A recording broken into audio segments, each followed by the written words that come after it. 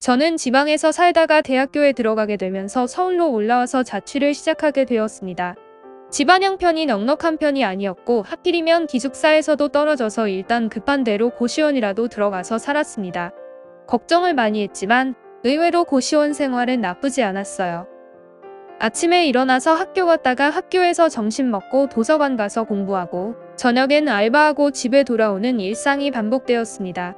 저녁엔 호프집에서 알바를 했는데 일은 좀 피곤하고 힘들었지만 시급이 높아서 그런 대로 할만했습니다. 대학교 등록금 외에는 집에서 지원해주는 것이 없다시피 하기 때문에 생활비며 고시원비 모두 제가 벌어서 충당했어요.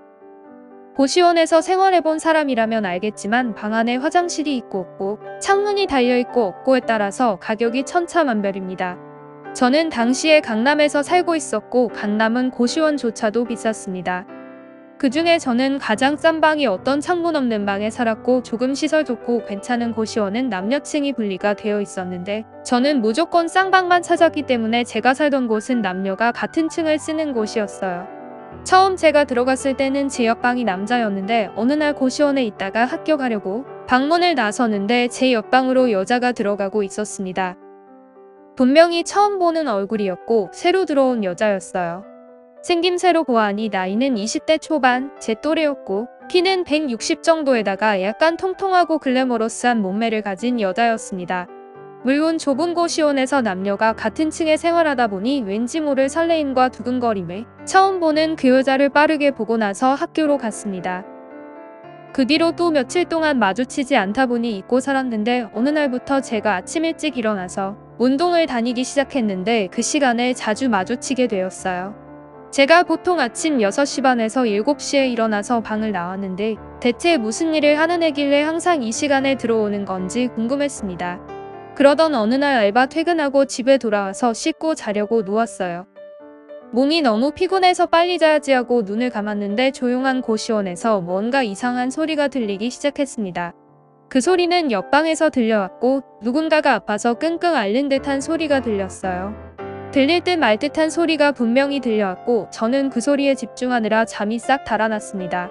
바로 여러분들이 생각하는 그 소리가 맞습니다. 저는 옆방에서 들리는 소리를 들으며 옆방 여자의 얼굴을 상상했어요. 한참을 듣다가 어느 순간 소리가 뚝 끊겼고 저는 아쉬움을 뒤로하고 잠이 들었습니다. 그리고 다음날 아침에 또 다시 운동하러 나갔다가 돌아왔는데 그때 마침 옆방 여자가 잠에서 깬 건지 씻으러 나오다가 저와 마주쳤어요. 저는 전날에 일도 있고 해서 간단하게 인사하고 눈을 마주칠 수가 없었습니다. 방이 들어와서도 아무 일도 못하겠고 자꾸 옆방 여자만 생각이 나더라고요. 그때가 8월이고 한참 더운 날씨였는데 고시원 시설이 좋진 않아서 에어컨이 있긴 했지만 시원한 느낌은 그다지 나지 않았고 밀폐된 공간에서 에어컨을 하루 종일 틀다 보면 머리까지 아팠기 때문에 환기를 자주 시켜야 했어요. 다행히 제 방이 가장 끝방이라서 문을 자주 열어 놓을 수는 있었지만 다른 방은 그렇지 못해서 불편함이 있더라고요. 아무튼 점심시간에 학교가 일찍 끝나서 고시원으로 돌아왔는데 제 옆방 여자애가 너무 더웠는지 방문을 살짝 열어두고 자고 있었어요.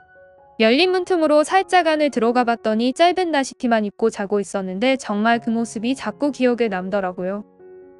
제 방으로 돌아와서도 가슴이 뛰고 자꾸 그 여자의 얼굴만 생각이 났습니다. 결국 고민하다가 종이 쪽지에 제 전화번호를 적어서 옆방 여자의 방문 밑틈새에다가 밀어넣고 학교로 갔습니다. 혹시라도 연락이 오면 대박이고 오지 않더라도 어쩔 수 없다 생각했어요. 그리고 학교에서 공부하고 있었는데 처음 보는 번호로 문자가 왔고 옆방 여자가 제가 밀어넣은 쪽지를 보고 제게 연락을 한 것이었어요.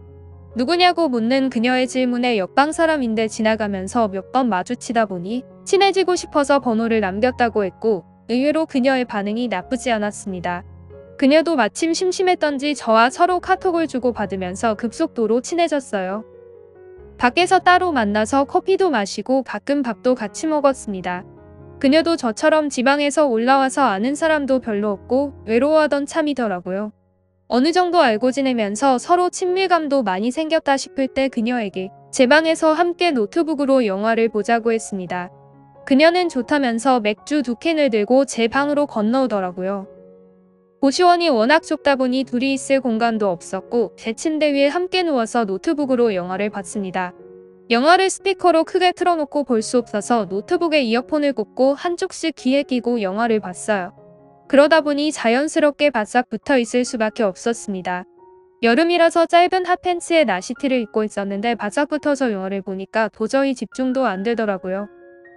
눈으로는 영화를 보는 척하고 있었지만 사실 제 모든 신경은 그녀에게로 쏠려 있었습니다.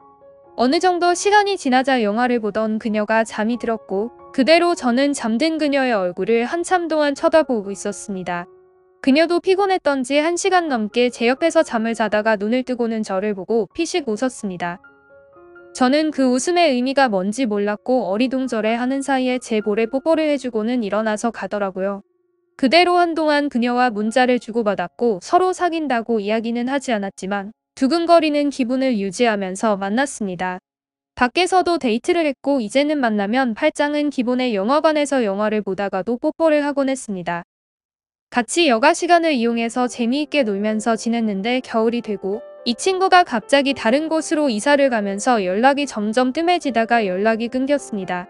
지금은 저도 고시원에서 나와 혼자 원룸에 살고 있지만 가끔 길을 가다가 고시원을 보면 그때의 생각이 나면서 그 친구가 그리워지곤 합니다. 다시 한번 연락하고 싶은데 저를 기억하고 있을지 모르겠네요.